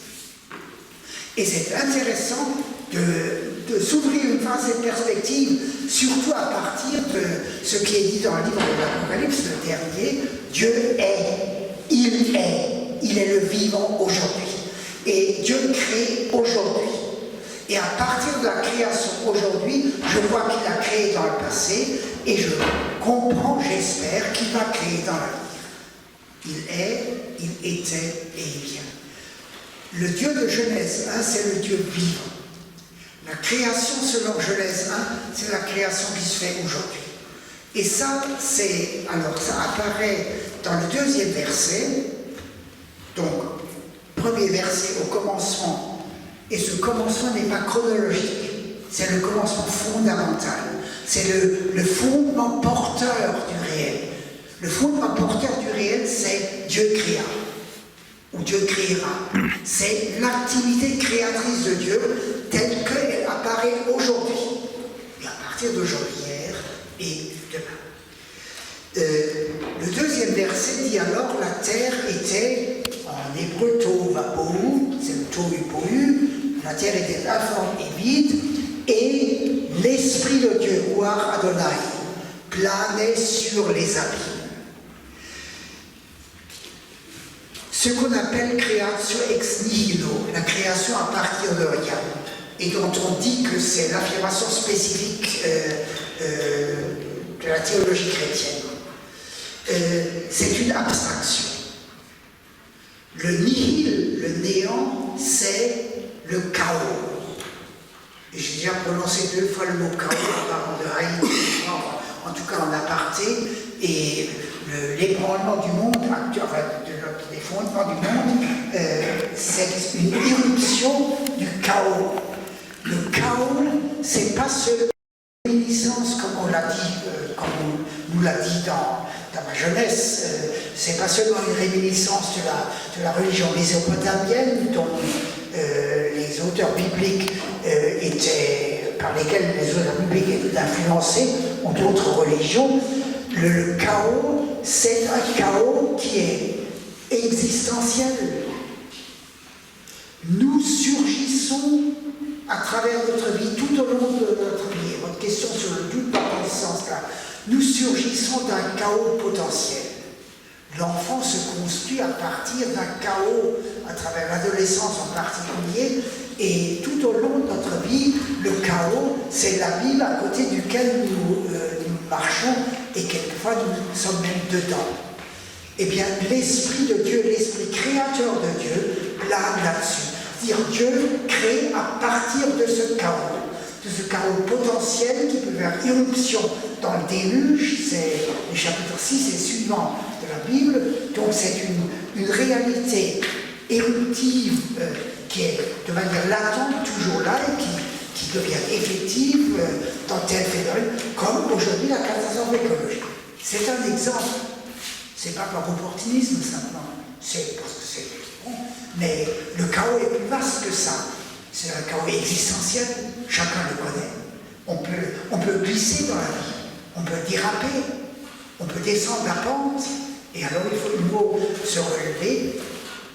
L'Esprit de Dieu, l'Esprit créateur plane dessus. Et alors au verset 3, Dieu dit que la lumière soit. La lumière apparaît sur fond de chaos. Et il y a une parole, une nomination, c'est pour ça que je dis, il faut nommer le doute. C'est à partir de la nomination, la parole, que nous avons une relation à une parole qui se dit en nous, à travers nous, que moi je dis, mais qui, quelque part, me dépasse. Dieu dit que la lumière soit. Et alors, à partir du chaos, surgissement de la lumière et ordonnancement du monde, selon le premier texte, le récit biblique de Genèse 1, ordonnancement du monde en 6 jours, ne restez pas coincés par ces 6 jours, le monde se met en ordre. À partir d'une expérience de chaos où tout est en jeu dans ma vie, à partir d'une expérience de chaos, je suis construit progressivement pour faire face à la vie. Et ce qui me construit, c'est le réel donné, le cosmos, la nature, et Dieu à travers ce réel. Dieu ne nous construit pas comme ça, comme un Deus ex machina, un magicien, enfin, qui plaque quelque chose sur notre réel. Il nous construit à partir du réel. Mais la transcendance, elle est inhérente à l'immanence. Elle nous saisit de l'intérieur de nous-mêmes avec les potentialités qui sont inhérentes au réel, mais qui ne sont pas vivifiées avant que l'Esprit de Dieu qui plane sur les abîmes ne les vivifie. J'ajoute une dernière chose à propos du premier récit de la création. Il a une finalité, c'est le sabbat. On dit toujours la finalité du premier récit de la création, c'est le 6e jour, la création de l'homme. C'est déjà un certain couronnement, c'est clair. Et nous avons raison d'avoir conscience de notre dignité, mais aussi de la responsabilité liée à cette dignité. Cette responsabilité sur le premier récit de la création est double. C'est une responsabilité vis-à-vis de la nature qui nous porte. C'est la création des jours avant la deuxième moitié du 6e jour. Nous sommes responsables vis-à-vis de la nature. Et nous sommes responsables vis-à-vis du Créateur et de la nature et de nous. Double responsabilité d'être humain. Mais la finalité, c'est le sabbat. C'est le 7e jour. Et c'est un jour d'éternité. Il n'a pas de soir ni de matin. Il est illimité. Le sabbat, c'est bien le 7e jour, comme nous le disons. Ça peut être un jour particulier. Mais en fait, c'est un temps d'éternité dans le temps fini. C'est la dimension d'éternité ou de transcendance. C'est un autre mot maintenant pour transcendance. C'est la dimension d'éternité qui traverse le temps et sur lequel nous pouvons faire front. C'est la source, si vous voulez, du courage. C'est la dimension du divin en nous, c'est la dimension d'éternité. Voilà le vecteur, la finalité de la création. C'est alors le sabbat en tant qu'il pointe vers ce que déjà le Deutéronomy appelle les cieux nouveaux et la terre nouvelle, ce que le Nouveau Testament appelle la création nouvelle, et l'Apocalypse, comme le Deutéronomy, les cieux nouveaux et la terre nouvelle, où Jésus, le royaume de Dieu. C'est la finalité eschatologique du réel. Cette finalité, elle est déjà une dimension présente, elle nous porte, et elle est précisément le fondement du courage. Le sens du réel, selon la Bible, nous donne le courage de poser aujourd'hui les signes, de petits signes qui sont à notre mesure, des petits signes du royaume qui vient. Donc de rester debout dans un monde où tout nous porterait à nous écraser, à être accablés. Le récit, je conclus là-dessus, le récit de Genèse 1 n'est pas un récit scientifique, je l'ai dit, il comporte des éléments scientifiques pour l'époque, pour la culture de l'époque. Ce n'est pas un récit philosophique. Dieu n'y est pas affirmé philosophiquement comme la cause première, comme s'il se situait dans le passé. C'est un récit théologique, un récit religieux qui parle du Dieu vivant, donc de notre relation aujourd'hui au Créateur, notre relation à nous comme créature, et la terre comme créature au Créateur. Et c'est donc quelque chose pour nous motiver aujourd'hui, existentiellement. Dieu est le Dieu vivant qui crée aujourd'hui. Et toute réflexion sur Dieu qui fait abstraction de ça, se détache du Dieu vivant et devient une fiction, une représentation qui est le vrai Dieu est au-delà de cette représentation. Je ne sais pas si j'ai un peu fait droit à votre question. Merci beaucoup, M. Sibelt, pour cette intervention. Donc, l'heure commence à avancer. Donc, ce que je vais vous proposer, c'est qu'on va faire se réunir autour d'un petit verre, une petite collation, où on pourra certainement continuer ces conversations, vous adresser à M. Sibelt si vous avez d'autres questions. Et on vous a distribué également des questionnaires. Donc, si vous voulez bien les remplir, pour nous, ça nous aide en tant qu'association pour améliorer le contenu et améliorer notre activité. Et je remercie vraiment le professeur Sibelt.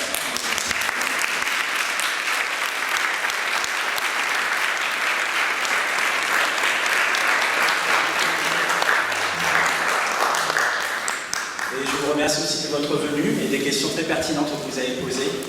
J'espère que ce petit débat, cette conférence va vous permettre de construire un peu plus votre pensée en tant que scientifique, en tant qu'aussi être humain, citoyen également.